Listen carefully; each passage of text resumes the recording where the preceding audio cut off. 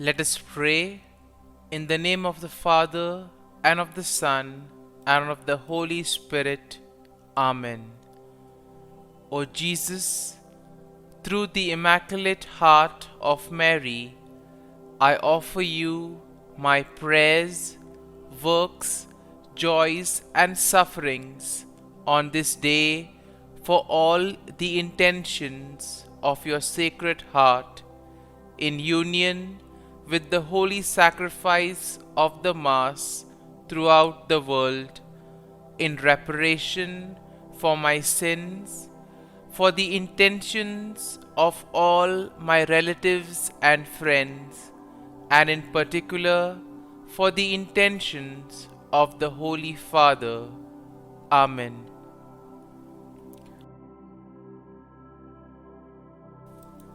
The intentions of the Holy Father for the month of March. For victims of abuse. We pray for those who have suffered harm from members of the Church. May they find within the Church herself a concrete response to their pain and suffering. Our Father, who art in heaven, hallowed be thy name. Thy kingdom come, thy will be done, on earth as it is in heaven. Give us this day our daily bread, and forgive us our trespasses, as we forgive those who trespass against us. And lead us not into temptation, but deliver us from evil. Amen. Hail Mary, full of grace, the Lord is with you. Blessed are you amongst women, and blessed is the fruit of thy womb, Jesus. Holy Mary, Mother of God, pray for us sinners, now and at the hour of our death. Amen. Glory be to the Father, and to the Son, and to the Holy Spirit, as it was in the beginning, is now, and ever shall be, world without end. Amen. My dear friends, as we gather in the presence of the Lord, as we spend this time with Jesus, let us place before Him all our worries. Let us place before Him all that which troubles us, all our challenges, all our difficult moments. And as we place them at His feet, let us ask Him to give us the grace so that we may be able to deal with these situations. At the same time, let us not forget to thank the Lord for all the good things that He has done for us. Very often, we do not recognize all the favors, all the blessings that have been bestowed on us. Sometimes we are so occupied by looking at the issue or the problem that we are not able to recognize the small blessings, the small things that happen along the way. And that is why it is very important to focus on these little things in life which sometimes go unnoticed. And let us first and foremost thank the Lord for the gift of life. We thank the Lord for giving us various talents, abilities, capabilities to do various things in various possible ways. We thank the Lord for all the opportunities that He has given us. Opportunities to make use of our talents for the betterment of others. We see that there are many people in our lives who have played an important part. And we need to thank the Lord for the gift of our family members, friends, near and dear ones, and especially for those individuals who have been instrumental in making us who we are. They have contributed to our growth, to our development, and they have molded us and helped us become better individuals. So, keeping all these thoughts in mind, let us now close our eyes and let us praise the Lord. Let us thank Him for waking us up this morning. We thank Him for the gift of this new day, a day that will present many opportunities, a day that will probably help us to complete something that was left incomplete, or probably a day that will help us to make a difference in the lives of others. Everything is a choice. We have to make the right decision. And therefore, let us ask the Lord to give us the grace so that we too may choose wisely and make the right decisions in our lives. Lord, we thank you for giving us good health of mind and body. You have always kept us in your love. You never abandon us. You are always there to guide us, to protect us, to lead us. And for all this, Lord, we thank you. At every moment, your gaze is upon us. You love us and you are always there to protect us. For all this, Lord, we thank you, we glorify you, and we praise you. My dear friends, let this day be a day of joy and blessings in the name of the Lord Jesus Christ. And today we shall reflect and meditate on Psalm 43. As usual, we shall have an overview of the psalm and then we'll reflect on it in detail. Now, Psalm 43 is a lament and a prayer for vindication and deliverance in a time of distress. And here we see that the psalmist will express his deep longing for God's presence, and at the same time he seeks the help of the Lord in overcoming his enemies. And through the various verses, though the psalm is short, we see that it is a heartfelt prayer of a person in distress who is seeking God's help, especially God's presence, and in a way he wants God to help him to overcome his enemy. Now, what is important to note is the confidence that the psalmist has in God's faithfulness, and he says that God's goodness always shines through. He encourages himself to trust in God and to hope in the unfailing love of the Lord. And now let us reflect on the psalm in detail. The psalm begins, "Vindicate me, O God, and defend my cause against an ungodly people. For those who are deceitful and unjust, deliver me."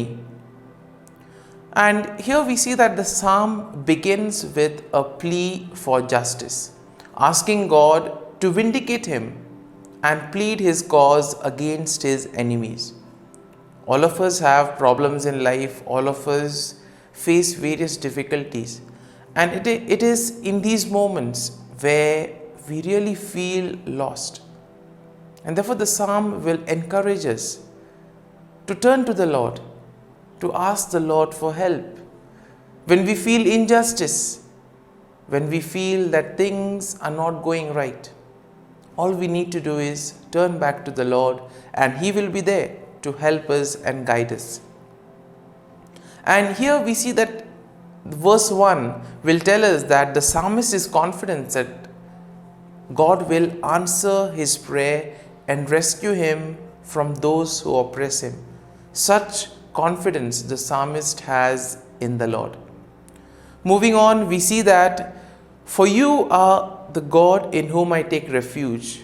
Why have you cast me off? Why must I walk about mournfully because of the oppression of the enemy? O send out your light and your truth. Let them lead me. Let them bring me to your holy hill and to your dwelling." Now, these two verses, verse 2 and verse 3, in these verses we see that the psalmist expresses his desire to worship God in his holy temple, and most importantly, to offer the sacrifices of joy. He acknowledges that God is his strength and refuge, and therefore he will not be afraid even in the midst of trouble. And here we see that the hope and trust that the psalmist has in the Lord.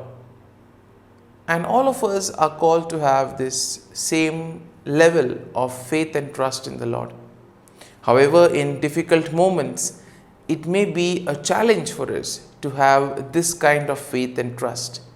Nonetheless, we need to understand that those challenges are indeed testing times, and therefore we need to be perseverant and face those challenges. Now, moving on, we see in verse 4, "Then I will go to the altar of God, to God my exceeding joy, and I will praise you with the harp, O God, my God." And this verse 4 here will be a turning point in the psalm, where the psalmist addresses his own soul and reminds himself of God's faithfulness and goodness. In a way, we see that he encourages himself to hope in God and to trust in his unfailing love despite the circumstances. And finally, we see that the psalm ends with the verse, "Why are you cast down, O my soul, and why are you disquieted within me? Hope in God, for I shall again praise him, my help and my God." And here the psalmist once again returns to his prayer for deliverance, asking God to send his light and truth to guide him and to lead him to his holy mountain. Here we see that he recognizes that only God can give him victory over his enemies, and therefore he puts his hope in God. And therefore we see that this psalm will help us to place our faith and trust in the Lord, to grow in our faith. And therefore we need to allow the psalm to take root in us. So let us spend a few moments in silence and let us ask ourselves, what was it that touched me as I was listening to the psalm? Was there a particular thought or was there a particular verse which has touched me? And let us reflect on this verse. Let us reflect on that thought so that it becomes a part of us. And then we can integrate it in our lives, and thus it can help us to grow in our faith and trust in the Lord. And therefore, as we spend these moments in silence, we pray for the grace that we may truly be able to place our faith and trust in the Lord in the most difficult moments of our lives.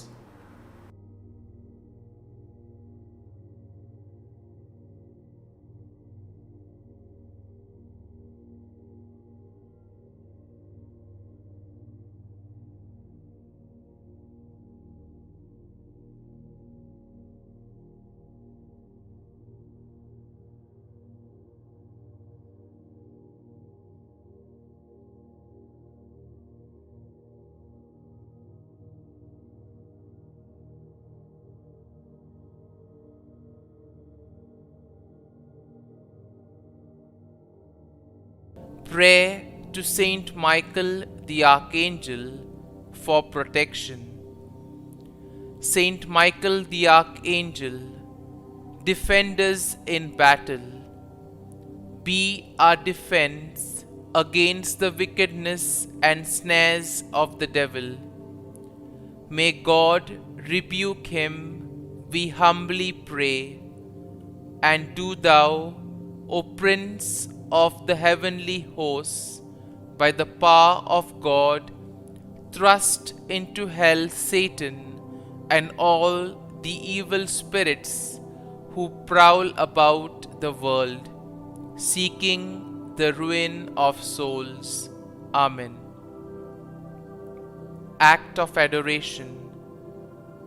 O Sacrament most holy, O Sacrament divine, all praise and all thanksgiving be every moment thine. Saint Gertrude, prayer for souls in purgatory. Eternal Father, I offer Thee the most precious blood of Thy divine Son, Jesus, in union with the masses said throughout the world today, for all the holy souls in purgatory, for sinners everywhere, for sinners in the universal church, those in my own home and within my family. Amen. May the divine assistance remain always with us, and may the souls of the faithful departed through the mercy of God rest in peace. Amen. Glory be to the Father, and to the Son, and to the Holy Spirit, as it was in the beginning, is now, and ever shall be, world without end. Amen.